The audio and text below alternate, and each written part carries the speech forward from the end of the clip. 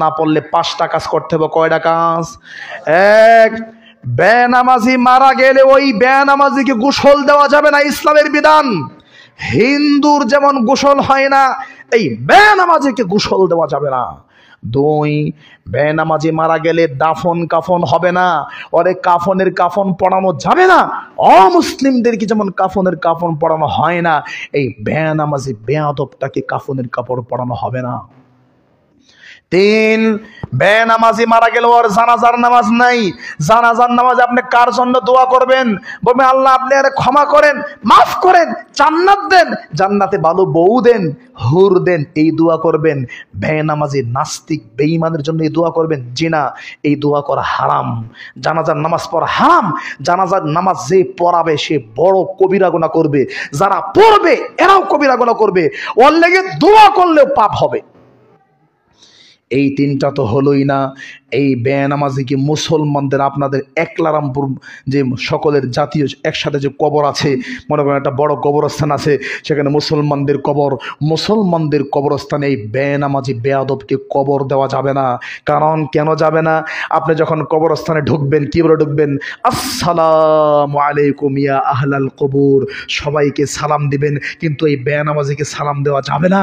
এই বেনামাজি বেঈমান যে ঈমান হারিয়ে মারা গেছে, এর কবর যদি ওখানে থাকে তাহলে তো ওকেও আপনি সালাম দিলেন। এই জন্য ওর কবর ওই মুসলমানদের গুরুস্থানে দেওয়া যাবে না। ওর লাশটাকে কুত্তার লাশের মতো দূরে ফেলাই দিতে হবে, যাতে দুর্গন্ধ না আসে।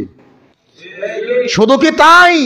এই বেনামাজি যদি একলারামপুর এলাকার মানুষ হয়, তার যদি 20টা ছেলে থাকে, 20টাই যদি দাওরা হাদিস মাস্টার্স করে মদিনা ভার্সিটি থেকে পিএইচডি করে আসে, বড় বড় আলেম, কিয়ামত পর্যন্ত এই বেনামাজি আব্বার জন্য 1 সেকেন্ডের জন্য দোয়াও করতে পারবেন। আল্লাহ আমার বাপরে ক্ষমা করো, এই কথা বললে পাপ হবে। আল্লাহ আমার বাপরে ক্ষমা করে এই কথা বললে পাপ হবে। আল্লাহ আমার বাপরে ক্ষমা করো, মারে ক্ষমা করে এই কথা বললে পাপ হবে। এই দোয়াও করা যাবে না। নেন এবার ঠেলা সামলান, ফতোয়া কোন দিকে নেবেন দেখি। আপনি আমার ফতোয়া উল্টেই দেন, বলেন যে এটা ভুল বলছেন, বলেন আপনি এখন বলেন, নগদ টাইম আছে, এখন বলেন যে আপনার এই কথা রং হয়েছে। যে না, বুকের মধ্যে সাহস নিয়ে আল্লাহ আমাকে যতটুকু শক্তি দিয়েছে আল্লাহর জন্য আপনারা নামাজ পড়েন না, মনের এই কষ্টে বলছি, বেনামাজি যারা আছেন নগদ এই মুহূর্তে আপনি তওবা করবেন। কারণ দাঁড়ায় যে বলবেন আল্লাহু আকবার, তওবা করার আগে, এর আগে তো আপনার হার্টের স্পন্দন বেড়ে যেতে পারে, আপনি স্ট্রোক করে মারা যেতে পারেন। আপনি এখন নগদ স্ট্রোক করতে পারেন। এখনই আপনাকে তওবা করতে হবে, এখনই যেখানে বসে আছেন, এখনই আল্লাহ তওবা করে ফেললাম, কারণ নামাজটা বাকি আছে। আর জিন্দেগিতে সালাত ছাড়বো না, ছাড়বেন?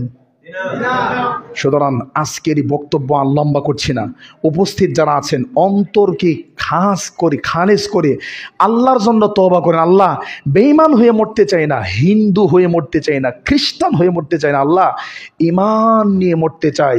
আপনার 2টা হাত ধরলাম, 2টা পা ধরলাম, অনুরোধ করলাম, ক্ষমা চাইলাম এবং বিনয়ের সাথে আকুতি মিনতির সাথে আপনাকে বললাম নামাজটা পড়েন ভাই, নামাজ পড়েন। চুরি করতেছেন করেন, ডাকাতি করেন করেন, সুদ খাচ্ছেন খান। পৃথিবীতে এমন কোনো পাপ নাই, আপনি বহু পাপের সাথে থাকেন, সেগুলো পাপ আস্তে আস্তে ছাড়েন, কিন্তু নামাজটা ছাড়েন না। নামাজ ছাড়লেন মানে আপনি বেঈমান। চুরি করলে কি জাহান্নামে সারা জীবন জাহান্নামে থাকবেন? ডাকাতি করলে সারা জীবন জাহান্নামে থাকবেন? পৃথিবীতে এমন কোনো পাপ নাই যে পাপ আপনাকে সারা জীবন জাহান্নামে রাখবে, একমাত্র সালাত। সালাত না পড়লে সারা জীবন জাহান্নামী। ফেরাউন যেমন জাহান্নামী, আপনি তেমন জাহান্নামী। আবু জাহেল, উতবা, শাইবা, রাবিয়া, হিন্দু, খ্রিস্টান, নাস্তিক, ব্লগার, কাফের, মুরতাদ, এরা যেমন জাহান্নামী, আপনি তেমনই জাহান্নামী। জিন্দেগিতে জান্নাতের ফয়সালা হবে না। এবার এই কথা আপনার বলে লাভ নাই। শীতকালকে একটু বেশি পড়ছে, শীতকে সহ্য করতে পারতেছেন না।